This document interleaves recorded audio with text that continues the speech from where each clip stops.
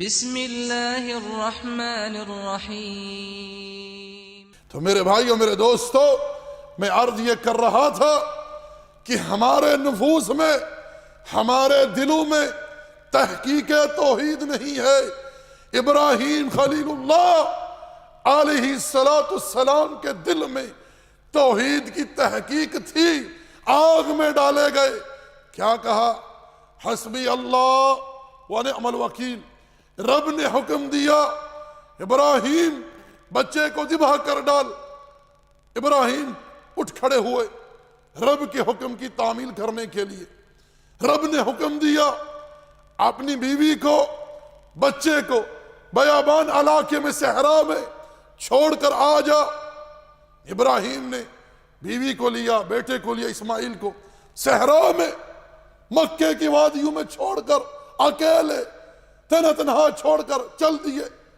کیوں بھائی، کیوں؟ یہ نہ سوچا اللہ ان کا کیا ہوگا، کہاں سے کھائیں گے، کہاں سے پیئیں گے، چھت نہیں ہے، کچھ نہیں ہے۔ رب کے حکم کی تعمیل کی۔ اسی لیے تو رب کہتا ہے اذ قال له ربه اسلم قال اسلمت لرب العالمین۔ جب خلیل کو رب نے کہا کہ اے میرے خلیل، رب کی فرما برداری کر، رب کا فرما بردار ہو جا، خلیل نے اسی وقت لبیک کہتے ہوئے عرض کی الہی تیرا فرما بردار ہوں جل وعلا کا۔ یہ ہے تحقیق توحید، یہ ہے رب پر توکل۔ غزوہ خندق کے دن دشمنوں نے ہر طرف سے گھیر لیا، منافقین نے بڑے بڑے پروپیگنڈے کیے۔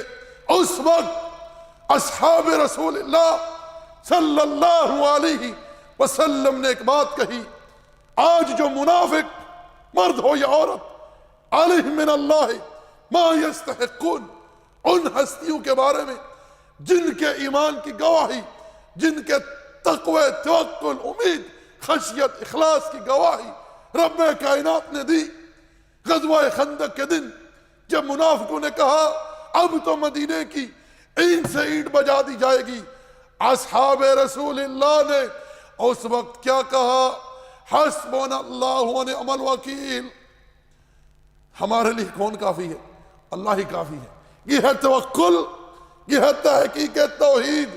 وہ تھے ہم ہیں، وہ تھے ہم ہیں، کیا فرق ہے؟ اتنے سے وائرس سے ہم اتنے خوف زدہ ہو چکے ہیں کہ جتنا ہمیں موت کا خوف نہیں، ہمیں رب کا خوف نہیں، رب کے احکامات کی پرواہ نہیں۔ انا للہ و انا الیہ راجعون۔